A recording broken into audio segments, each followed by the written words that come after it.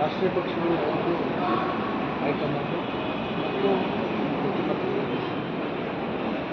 ರಾಜ್ಯದ ಅಧ್ಯಕ್ಷರು ಒಟ್ಟಿಗೆ ತೀರ್ಮಾನ ಮಾಡ್ತಾರೆ.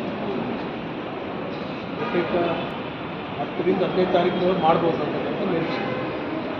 ಇವನು ಡೆಲ್ಲಿಗೆ ಏನಾದ್ರು ಹೋಗ್ತಾ ಇದ್ದಾರೆ? ಇಲ್ಲಿವರೆಗಿನ ಆಲೋಚನೆ ಮಾಡಿ.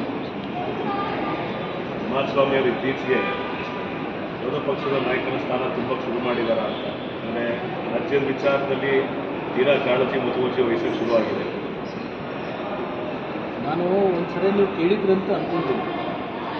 ವಿಧಾನಸಭೆಯಲ್ಲಿನೇ ಇನ್ನೂ JDS ಮತ್ತು BJP ಅಲೈನ್ಸ್ ಆಗಿರಲಿಲ್ಲ. GT ದೇವೇಗೌಡರು ಅವಾಗ ಇನ್ನೂ ನಾನು ಸಂದರ್ಭ ಬಂದಿತ್ತು.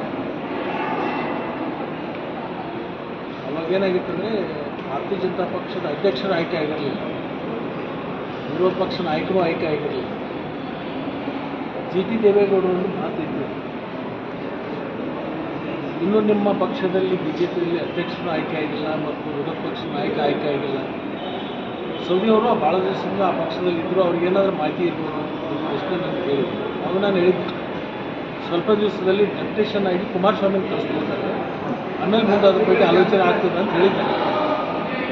ಬಹುತೇಕ ಅವತ್ತು ನಾನು ಹೇಳಿದ್ದು ಇವತ್ತು ಎಲ್ರಿಗೂ ಅದು ಮನವರಿಕೆ ಆಗಿದೆ ಅಂತ ನಾನು ಅಂದ್ಕೊಂಡಿದ್ದೆ.